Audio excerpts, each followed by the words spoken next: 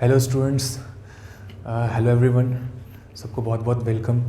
और अगर मैं लास्ट क्लास के बारे में चर्चा करूं तो पिछले क्लास में हमने कॉम्प्लेक्स नंबर के बेसिक्स के बारे में देखा था, उसका इंट्रोडक्शन जो पार्ट है और कॉम्प्लेक्स नंबर का जो बैकग्राउंड है, यानी कि रियल नंबर से हमने स्टार्ट करते हुए और कॉम्प्लेक्स नंबर को समझा था और कॉम्प्लेक्स नंबर की नीड क्यों है और उसको भी हमने अच्छे से ग्राफिकली भी समझा था।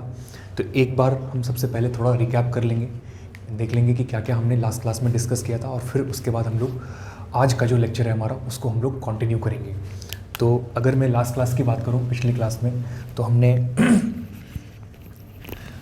सबसे पहले रियल नंबर के बेसिक्स देखे थे। रियल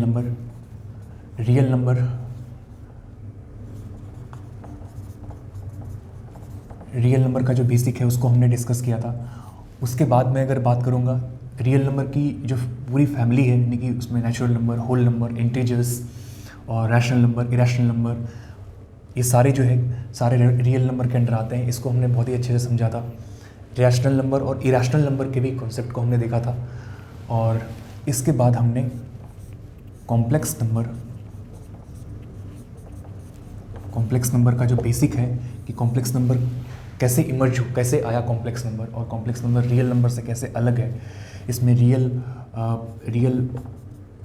पार्ट और इमेजनरी पार्ट होते हैं, है ना, इसका इन दोनों का कॉम्बिनेशन है। तो इसको हमने अच्छे से समझा था कि इमेजनरी यूनिट होता क्या है, इमेजनरी नंबर्स क्या होते हैं।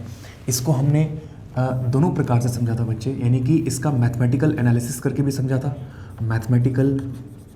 मैथमेटिकल एनालिसिस करके भी समझा था, और इसका हमने ग्राफिकल सॉल्यूशन करके भी इसको हमने समझा था। यानी कि मैथमेटिकल एक क्वांटिटेटिव एनालिसिस करके हमने x square plus 1 is equal to 0 के एनालिसिस के माध्यम से, और इसी का ग्राफ ड्रॉ करके, यानी कि एक्स वाई प्लेन में इसका ग्राफ ड्रॉ करके x square plus 1 is equal to F of x या इज इक्वल टू वाई का एक्स वाई प्लेन में ग्राफ को ड्रॉ करके हमने इसको अच्छे से एनालिसिस किया था कि हाँ, मैथ की कॉम्प्लेक्स नंबर का जो सिग्निफिकेंस है वो कैसे है, और कॉम्प्लेक्स नंबर को कैसे हमने, मतलब कि कैसे हम उसको समझते हैं, इसका हम पूरे अच्छे से एनालिसिस हमने लास्ट क्लास में देखा था। इसके बाद अगर मैं चर्चा करूं तो इसी बीच में हमने रैशनल नंबर और एंड इरेशनल नंबर का भी हमने कॉन्सेप्ट देखा था, है ना। तो इतनी सारी चीज़ों को हमने देखा था, और कुछ पावर्स ऑफ आई से रिलेटेड, यानी कि कॉम्प्लेक्स नंबर में ही अगर मैं देखूं तो आई, यानी कि आयोटा से जिसको हम डिनोट करते थे रूट अंडर -1 को, तो इसी में पावर्स ऑफ आई से रिलेटेड हमने कुछ प्रॉब्लम्स भी किए थे। तो इतना सारा चीज़ हमने लास्ट क्लास में डिस्कस किया था, और ग्राफिकल एनालिसिस से आपको काफ़ी अच्छे से क्लियर हुआ होगा और कॉम्प्लेक्स नंबर का बेसिक आपको समझ में आया होगा। अगर आपको कोई भी बीच में डाउट हुआ है, कहीं पर आपको अगर कन्फ्यूजन की स्थिति है, कोई एम्बिग्विटी है, कहीं पर कुछ अगर कन्फ्यूजन आपको हो रहा है तो उसको आप ज़रूर लिखिएगा। और फिलहाल आज के लेक्चर में हम लोग जो है अलजेब्रा ऑफ कॉम्प्लेक्स नंबर को डिस्कस करेंगे। अलजेब्रा ऑफ कॉम्प्लेक्स नंबर को तो बेसिकली अगर मैं अलजेब्रा ऑफ कॉम्प्लेक्स नंबर की बात करूंगा, algebra of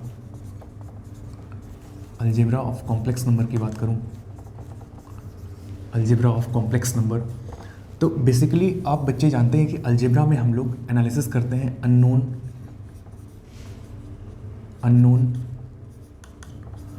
and known quantity के बारे में एनालिसिस करते हैं, और उसके जो मैथमेटिकल ऑपरेशंस हैं वो हम लोग परफॉर्म करते हैं। अननोन यानी कि अननोन क्वांटिटी यानी कि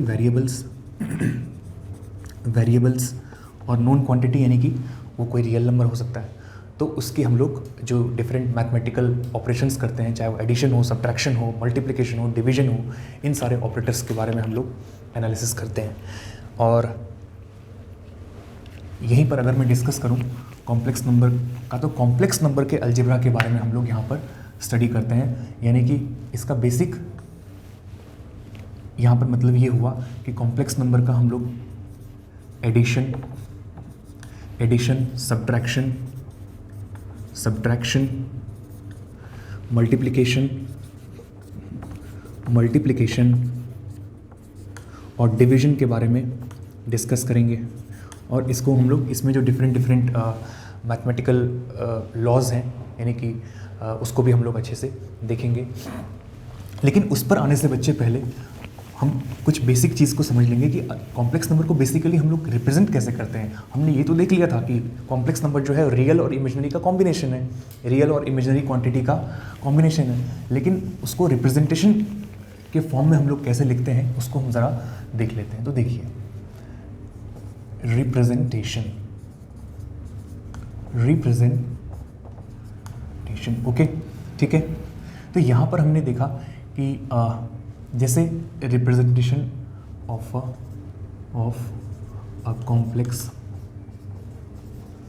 number, representation of a complex number, अगर मैं यहाँ पर x प्लस IY एक क्वांटिटी, एक कॉम्प्लेक्स नंबर लेता हूँ, तो हम यहाँ समझ सकते हैं बच्चे, चूँकि ये real complex number real plus imaginary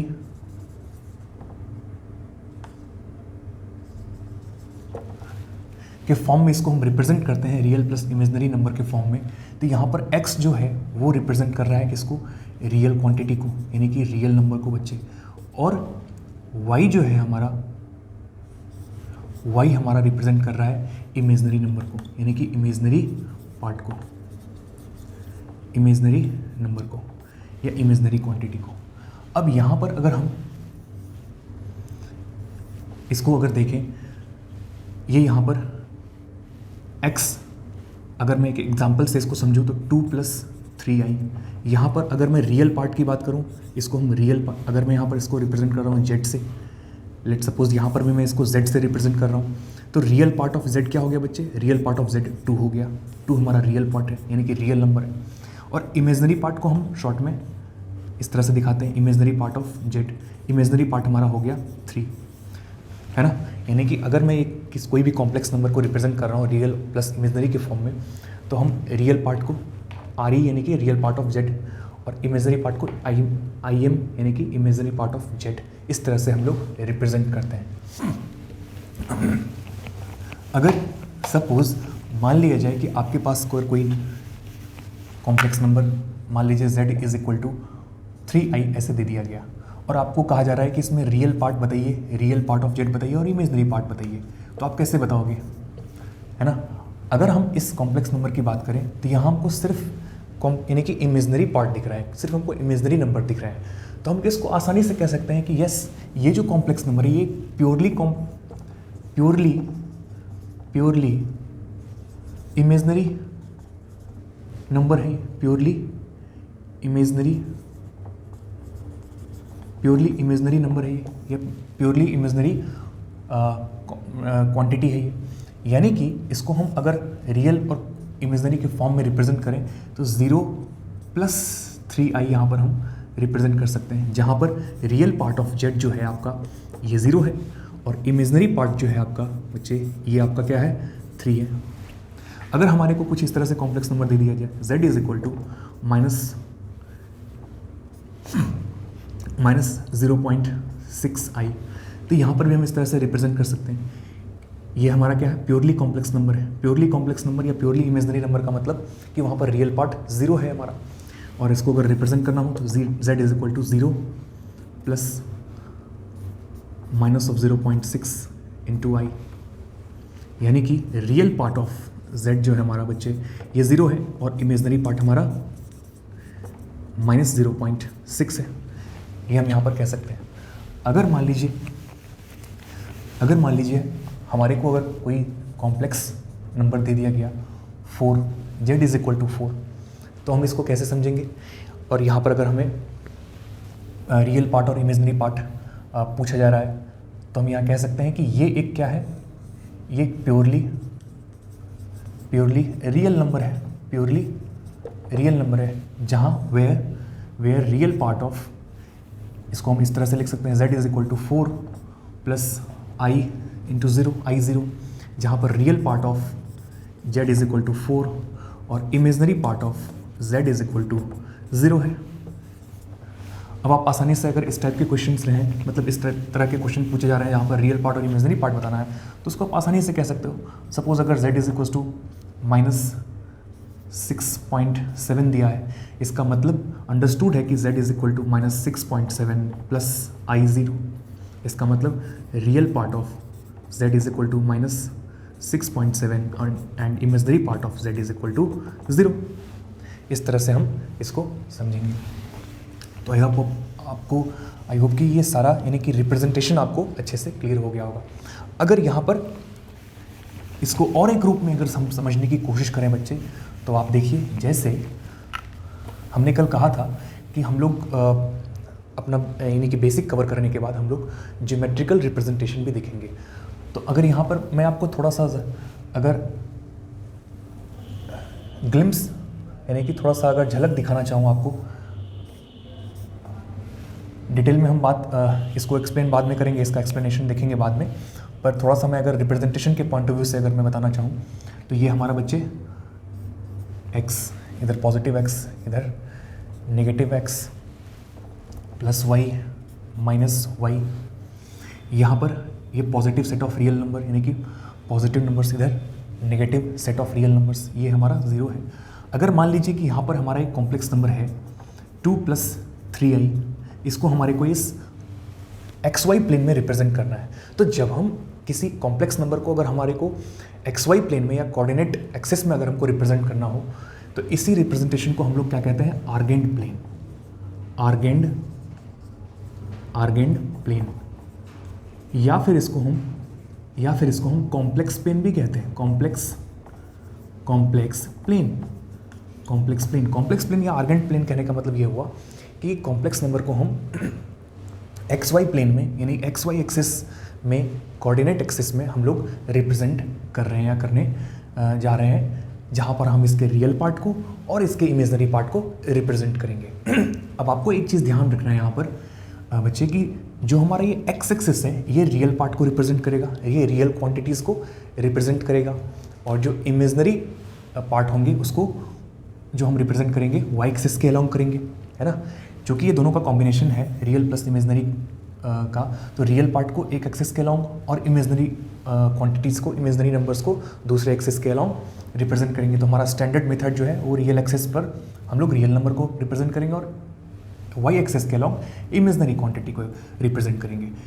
हमने यहाँ पर अगर मान लीजिए कि अप्रॉक्सीमेट नंबर ले लिया 1 2 3 4 5, 1 2 3 4, 1 2 3 4, 1 -1 -2 -3 -4 -1 -2 -3 -4, 1 2 3 4। अगर मान लीजिए हमारे कोई कॉम्प्लेक्स नंबर दिया हुआ है z is equal to 2 + 3i, तो रियल पार्ट क्या है बच्चे, real part of z is equal to 2 और इमेजनरी पार्ट क्या है, इज इक्वल टू 3। तो रियल पार्ट तो हमारा ये 2 है, रियल पार्ट को हमने इस तरह से हमने यहाँ पर एक्सटेंड कर लिया है, और 3 हमारा ये है। तो ये जो हमारा है, ये जो हमारा पॉइंट हुआ, ये z is equal to 2 + 3i को रिप्रेजेंट कर रहा है। इसी प्रकार से अगर हमारे को एक नंबर दिया रहे, ये मान लीजिए z1 है, z2 is equal to -4 + i है, यानी कि रियल पार्ट क्या है, रियल पार्ट ऑफ z हमारा बच्चे -4 है, और इमेजनरी पार्ट क्या है हमारा, इमेजनरी पार्ट 1 है, यानी इसको -4 × i × 1 लिख सकते हैं, तो ये हमारा 1 है। तो -4 यानी कि रियल पार्ट क्या है हमारा 4 है बच्चे, और इमेजनरी पार्ट -1 है, तो -4 -1 4 और -4 है। रियल पार्ट हमारा -4 है, तो हमको ये इधर यहाँ हमने एक्सटेंड किया और -1, सॉरी -1 नहीं है, 1 है, -1 ये हो गया। 1 तो ऊपर हम रिप्रेजेंट करेंगे बच्चे, 1 -4, आई एम वेरी सॉरी, -1, और ये हमारा हो गया 4। ये तो ये हमारा यहाँ पर रिप्रेजेंटेशन हो गया Z2 is equal to -4 + I। इस तरह से हम कॉम्प्लेक्स नंबर को आर्गेंट प्लेन में या कॉम्प्लेक्स प्लेन में रिप्रेजेंट कर सकते हैं, ठीक है। और इसी में हम लोग फिर मॉड्यूलस भी, यानी कि पोलर रिप्रेजेंटेशन जब हम लोग पढ़ेंगे कॉम्प्लेक्स प्लेन में, तो पोलर रिप्रेजेंटेशन में हम लोग आर्गूमेंट और मॉड्यूलस जो फाइंड आउट करेंगे, तो उसको भी हम अच्छे प्रकार से, अच्छे ढंग से समझने की कोशिश करेंगे। फिलहाल यहाँ पर एक कॉन्सेप्ट को हम और समझ लेंगे बच्चे।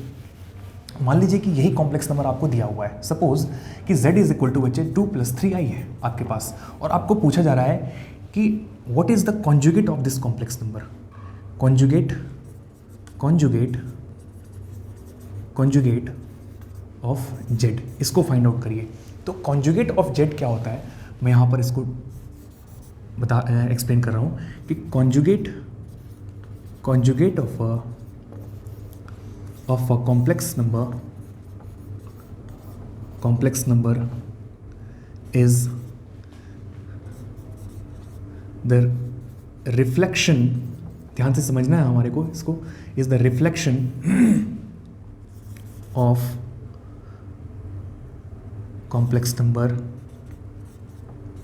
complex number about real axis, और रियल एक्सिस हमारा क्या है बच्चे, रियल एक्सिस तो हमारा एक्स एक्सिस है, यानी कि एक्स एक्सिस, यानी कि रियल एक्सिस के अबाउट हमारा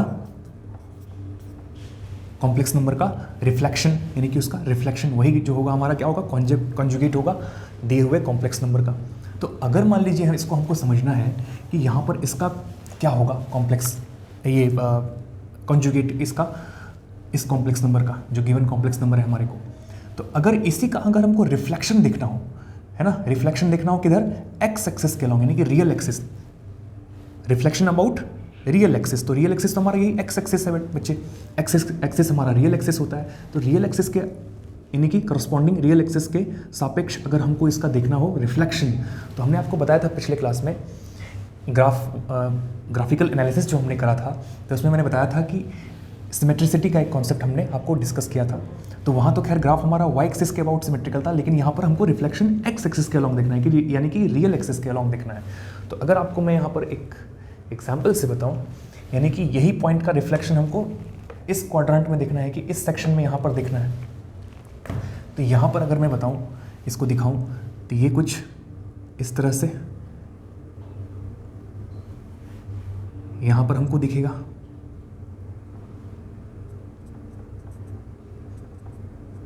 यानी कि z is equal to 2 - 3i, यही हमारा होगा reflection of this complex number, reflection of this given complex number. और यही रिफ्लेक्शन जो है इस दिए हुए कॉम्प्लेक्स नंबर का, इसी को हम लोग क्या कहते हैं, कॉन्जुगेट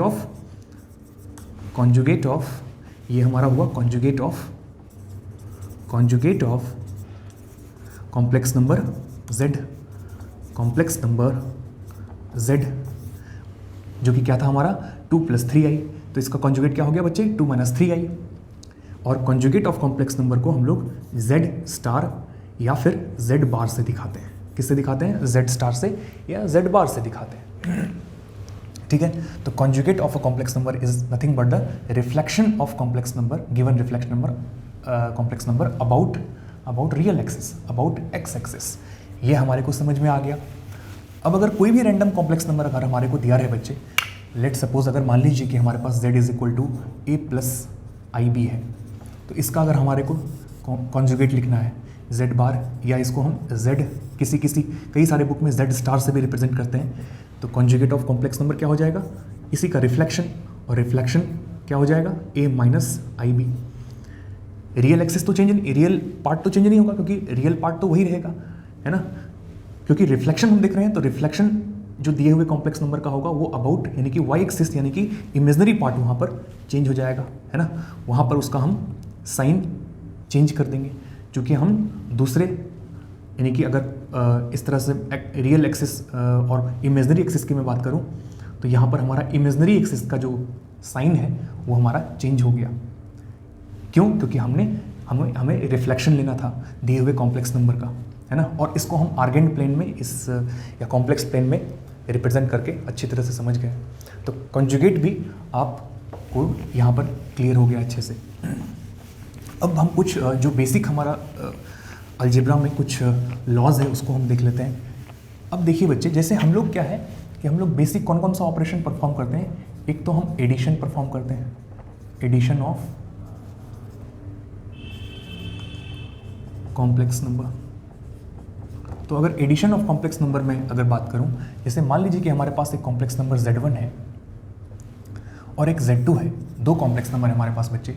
तो अगर Z1 में आप अगर Z2 को जोड़ते हो, ऐड करते हो, तो इसका अगर ऑर्डर में चेंज भी कर दूं तब भी कॉम्प्लेक्स नंबर पर कोई जो है अंतर नहीं होगा। यानी कि अगर मैं Z2 में अगर मैं Z1 को ऐड करता हूं तब भी कोई अंतर फर्क नहीं पड़ेगा, ठीक है। यानी कि ये क्या हो गया, कम्यूटेटिव लॉ हो गया, कम्यूटेटिव लॉ हो गया या कम्यूटेटिव प्रॉपर्टी हो गया। अगर इसको सत्यापित करना हो हमें अगर इसको प्रूव करना हो तो कोई भी कॉम्प्लेक्स नंबर आप ले लोगे। अगर मान लीजिए 4 + 5i और Z2 हमने ले लिया 3 +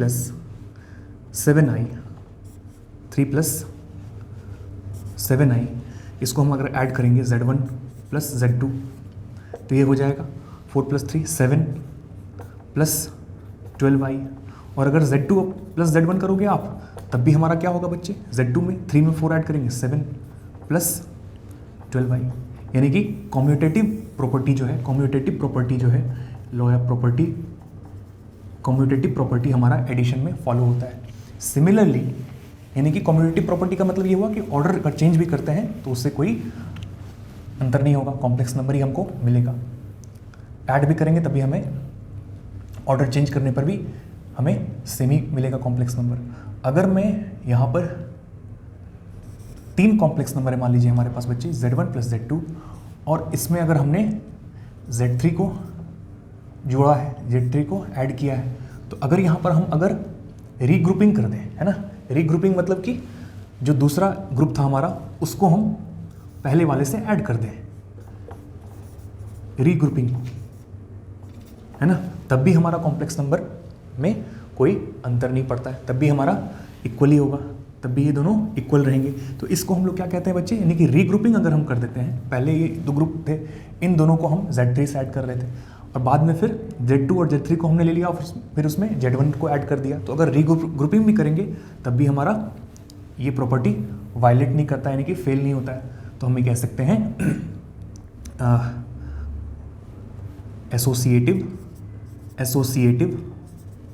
associative law follows for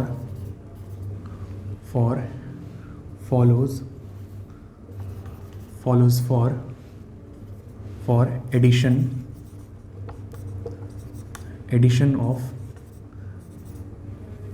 of 3 complex number. हो सकता है एग्जाम में इस तरह से आपको क्वेश्चन रहे कि Z1 Z2 Z3 3 complex number आपको दे दिया जाए और उसमें आपको ये प्रूव करना हो कि प्रूव कीजिए कि एसोसिएटिव लॉ जो है या एसोसिएटिव प्रॉपर्टी जो है कॉम्प्लेक्स नंबर में वैलिड होता है, फॉलो करता है। तो हम इस तरह से उसको प्रूव कर सकते हैं, ठीक है। यानी कि पहले हम Z1 Z2 में अगर Z3 को ऐड करेंगे और फिर अगर बाद में Z2 और Z3 को पहले ऐड कर लिया और फिर उसमें Z1 को ऐड करेंगे तो ये मतलब इक्वल होगा दोनों। इसके बाद अगर हम मल्टीप्लिकेशन की बात करें, यानी कि अगर हम इसके बाद मल्टीप्लिकेशन की प्रॉपर्टी की बात करें, मल्टीप्लिकेशन की बात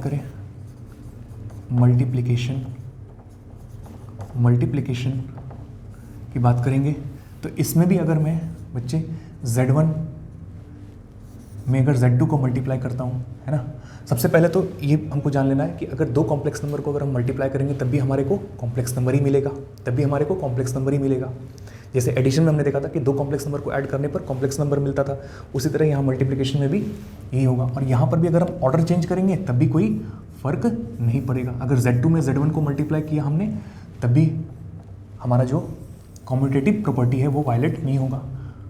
कॉम्यूटेटिव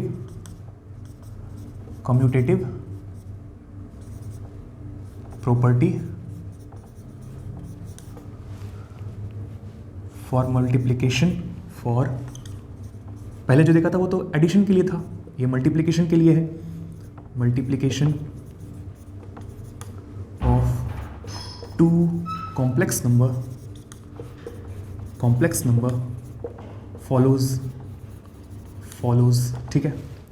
अब अगर हमने रीग्रुपिंग देखना है, यानी कि अगर हम तीन कॉम्प्लेक्स नंबर ले लिए बच्चे, Z1 Z2 में हमने Z3 को मल्टीप्लाई किया है, और अगर फिर इसको रीग्रुप करके हमने Z1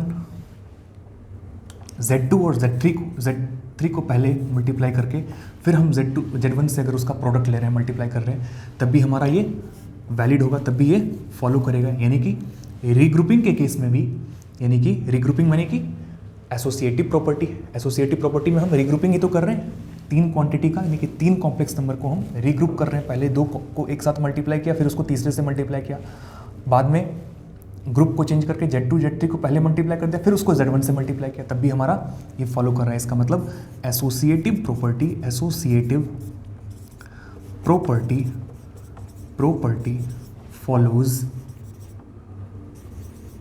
फॉलोज फॉर मल्टीप्लिकेशन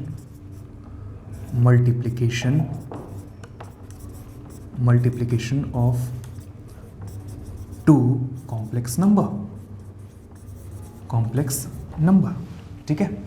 तो ये हमने देख लिया, ठीक है। और conjugate of a complex number भी हम आज की क्लास में समझ चुके हैं। उसका ज्योमेट्रिकली सिग्निफिकेंस भी हमने देख लिया कि वो रिफ्लेक्शन होता है दिए गए कॉम्प्लेक्स नंबर का अबाउट रियल एक्सिस।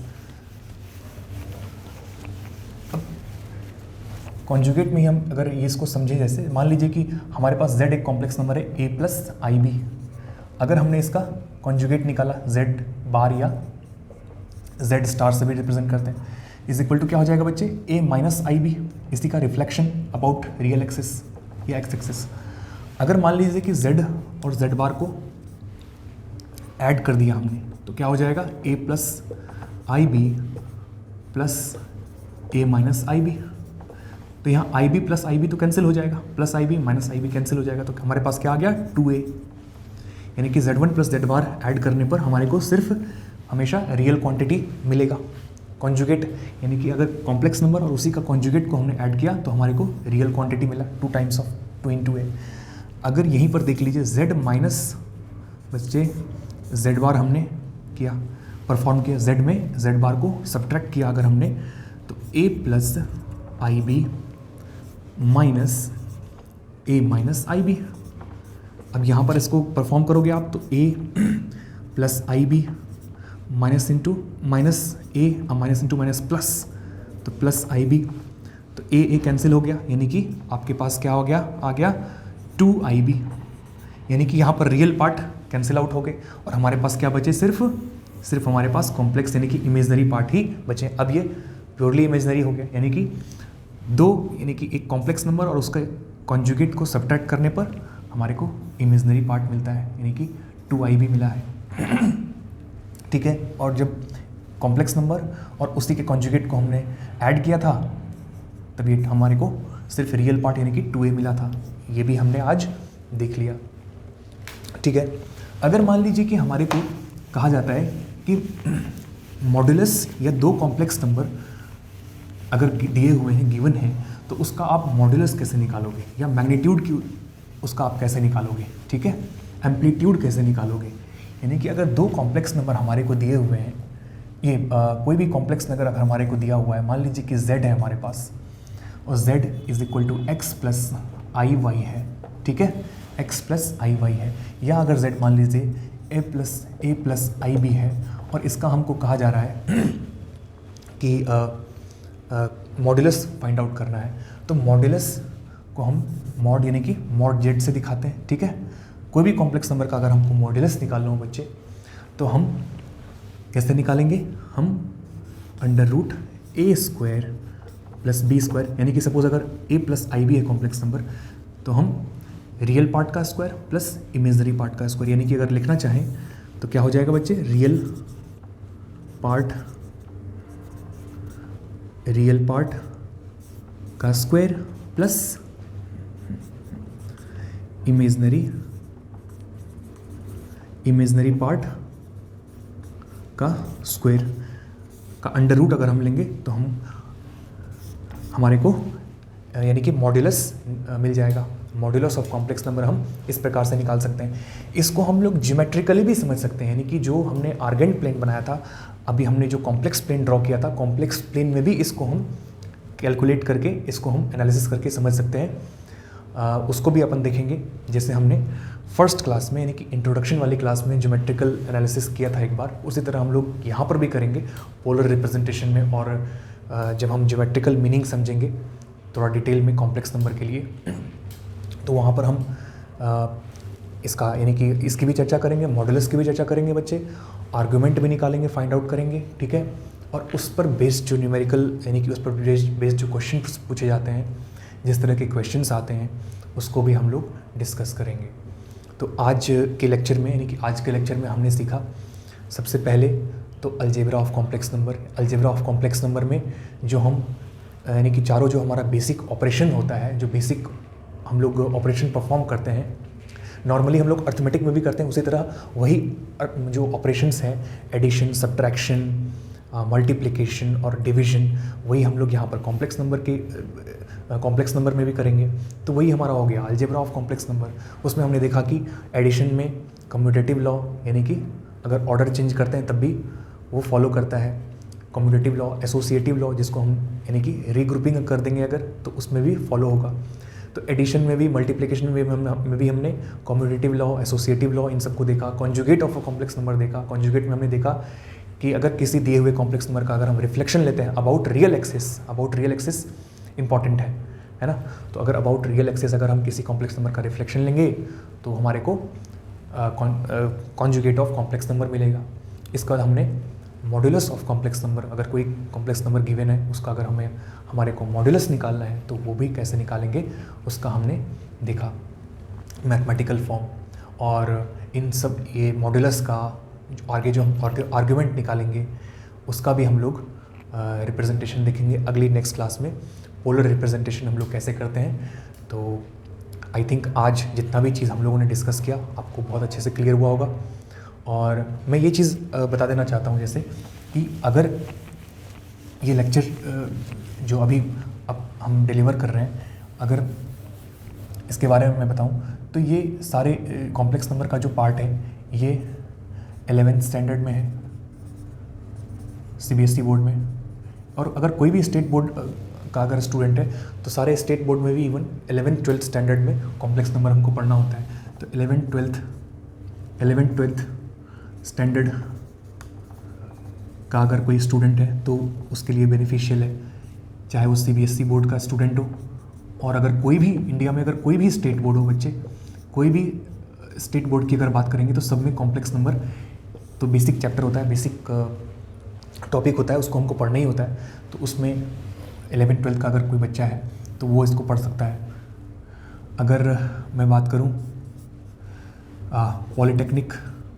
पॉलीटेक्निक यानी कि डिप्लोमा, पॉलीटेक्निक यानी डिप्लोमा, चाहे वो कोई भी ब्रांच हो, इवन लगभग सारे ही ब्रांच में, चाहे वो कंप्यूटर साइंस हो, इलेक्ट्रिकल इंजीनियरिंग, मैकेनिकल इंजीनियरिंग हो, या फिर सिविल इंजीनियरिंग हो, तो इवन सारी ब्रांच में जो फर्स्ट ईयर होता है, सेकेंड ईयर होता है, उसमें जो हम लोग मैथ पढ़ते हैं तो उसके सिलेबस में कॉम्प्लेक्स नंबर रहता है।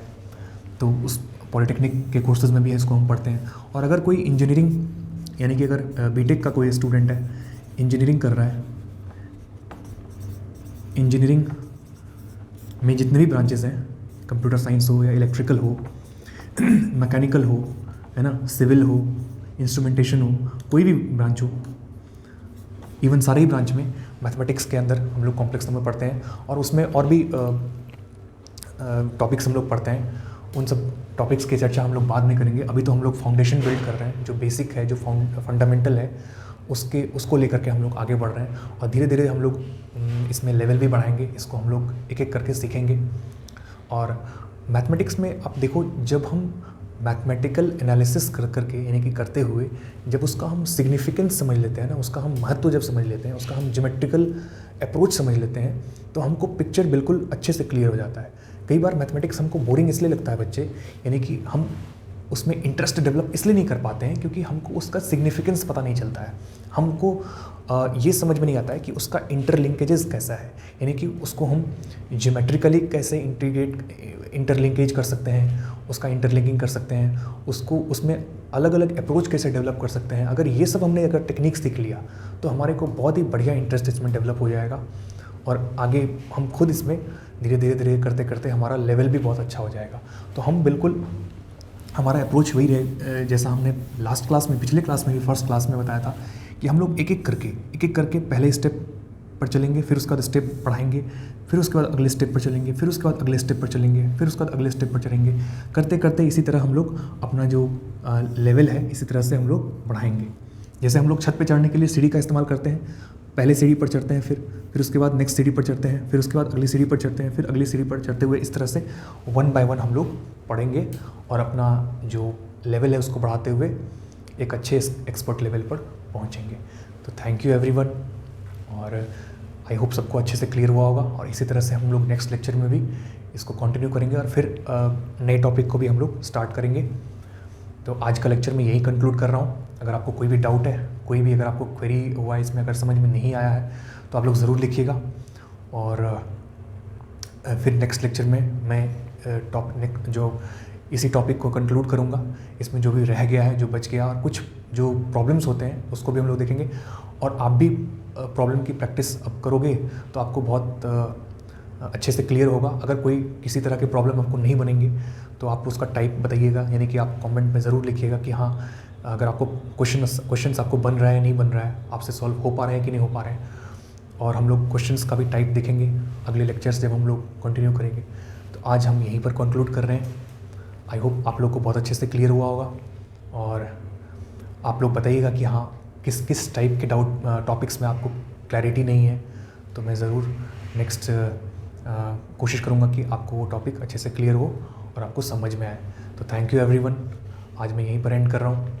So all the best for your future endeavors and happy new year to everyone. Thank you.